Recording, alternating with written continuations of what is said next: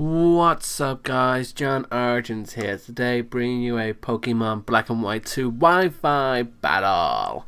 Well, before we actually get into this, I've been ill over the weekend and my voice is so bad that, I just haven't been able to get any sort of video out without coughing or anything like that, or just sounding so horrible to hear. I mean, when I'm ill I find that I'm really hard to listen to because you just can't understand the words I'm saying. You can still hear my voice. I've still got a bit of a cold now, and I'll probably need a cough soon because I'm not going to be used to talking in 10 minutes without coughing. So that's a thing. But I got a battle against Mulvone19 here today at Uber, so go check out Mulvone's channel. We all know and love him, so please go check him out. He's using the same team that he used against me last time, and I'm using a completely different rain team instead of a sun team. I think I used a sun team last time. I'll explain the guys as I see them because team preview is running out now. But his main threat's probably the Mewtwo, because Mewtwo is a scary guy, I gotta say. But anyway, I am going to be leading off with my Genesect as he leads off with his Dialga. My Genesect is a Choice Scarf set. It's specially based U-Turn, Thunder, Ice Beam, and Bug Buzz.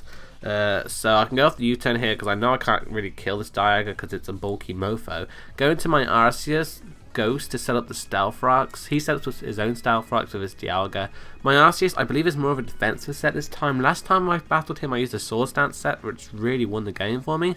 But this time I'm using a more defensive Arceus Ghost with still, and it's specially based as well, so it's a completely different set to last time. So that's pretty cool. I'm going to go for the Focus Blast Jar. I figure it's going to do the most damage for me. I have Judgment and E-Speed as well. I think that is Stealth Rocks, E-Speed, Judgment, and Focus Blast. I should really be carrying Recover instead of Extreme Speed maybe, but then I lose priority, so I'm not sure. But he goes for the Draco here. I take it. Was it Draco? Yeah, it was probably the Draco, and I take it extremely well. And I think I'm just going to switch out, wanting to save my Arceus, go out into my Genesect because I know I can take the Draco Meteors easily and then proceed to go for the U-turn on the next turn or the Ice Beam to try and do some major damage. Like he said, he goes for another Draco Meteor. I do take it extremely well because I'm a Genesect. I'm still tight, resisting the hits since 1987. But I believe I better go for the U-turn here. He brings into his Giratina. No, I go for the Ice Beam because I just want to hurt it really badly. Dialga is annoying as hell. I remembered some of it from the last battle and it was really annoying. I know I kind of had the advantage knowing his team, but I only remembered the Blaziken and the Dialga to an extent. The rest of his guys I forgot, especially the Darkrai when it comes to it. I'll talk about that when that happens. But I'm going to bring in my Kyogre here and welcome my second Scarfer of the battle. Yes, people, run two Scarfers. It was a great idea on my part to run two Scarfers, even though Kyogre does nothing in this game. I believe he switched out into his Dialga here to take the Ice Beam, and it ends up taking it relatively well. And by relatively well, I mean not very well at all. It is a 2-hit KO, but maybe a 2-hit KO. When I looked at when I was doing the battle, I weren't sure if I was actually going to 2-hit KO or not. So I switch out here, go into my Ferrothorn to take any sort of Draco Meteor. He might carry the Fire Blast, but I am in the sun as well, so that's all right. The rain, if I was in the sun, I'd be dead as hell. But he ends up bringing his own Ferrothorn, so it's Ferrothorn and Ferrothorn here. Man on man, whoa, not going anywhere with that. And I'm going to go for the Spikes as he goes for the Thunder Wave because he wants to slow down my Ferrothorn and I want to get up some entry hazards. I figured most of his team's grounded, if not all his guys are grounded, apart from the Giratina, I think. No, that's grounded as well, so Spikes are important. But here I actually go for the T-Wave.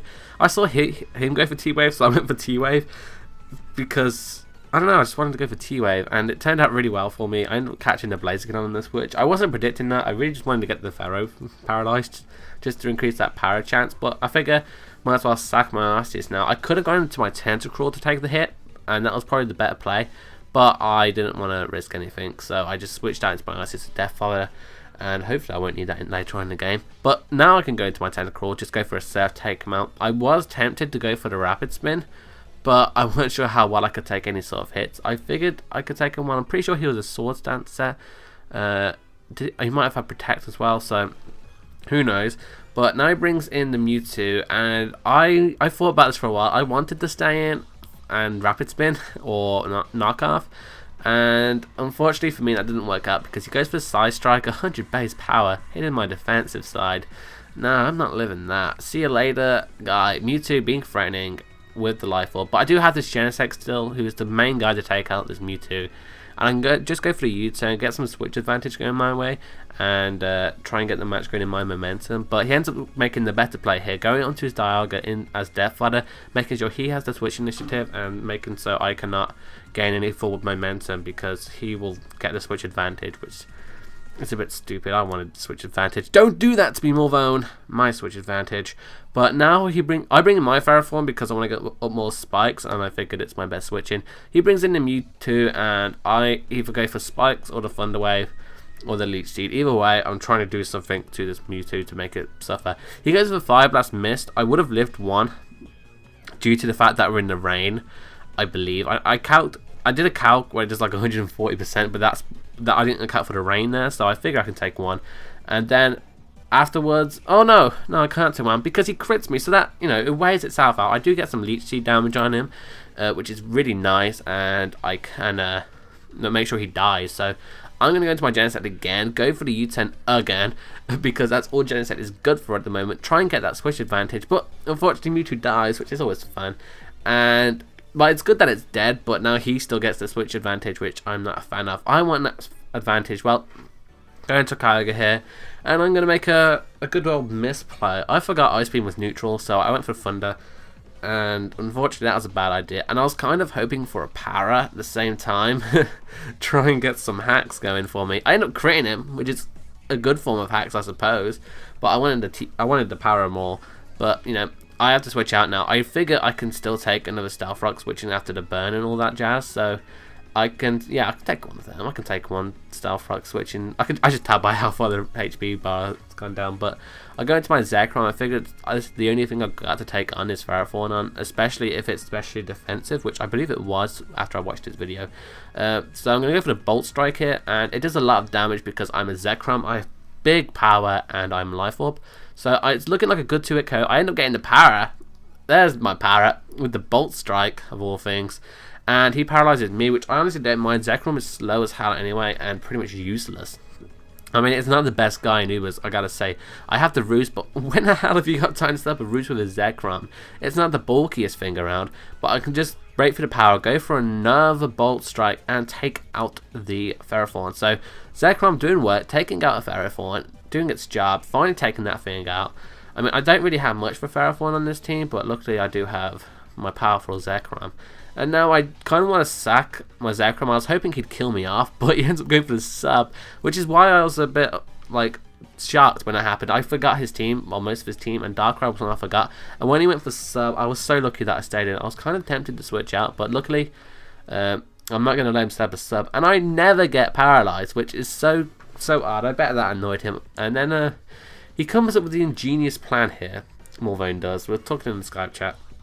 And he figured after leftovers recovery, after 2 leftovers recovery because of the Dark Pulse taking me out, he can actually live an Ice Beam from my Genesect. And that's important because my Genesect Ice Beam can do a lot of damage to his team with his Giratina left and his Darkrai. If I could take him out, I believe Ice Beam does around between 40 and 50%, so it's not a guaranteed KO, and I'm not sure if I could KO. I think it's 40 to 49% actually, so I don't think I could have KO'd him. So I had to lock myself into Thunder here, and I shouldn't have switched out here. I go into my Kyogre mainly as Death Fighter, because I don't think I actually have the special attack boost. I have the attack boost, so I can't kill him, and then he can just rest up. And now this thing's a threat because I don't have anything to kill it. I have a Kyogre who's going to die after burn damage if I switch out, which I kind of have to do here.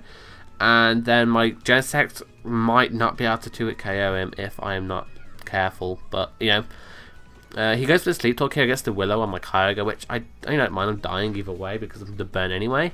And now my Kyogre's gone. Didn't do much this game, I gotta say. Going to my Genesect now. Gonna have to lock myself in Ice Beam. I get the special attack phrase, which is great.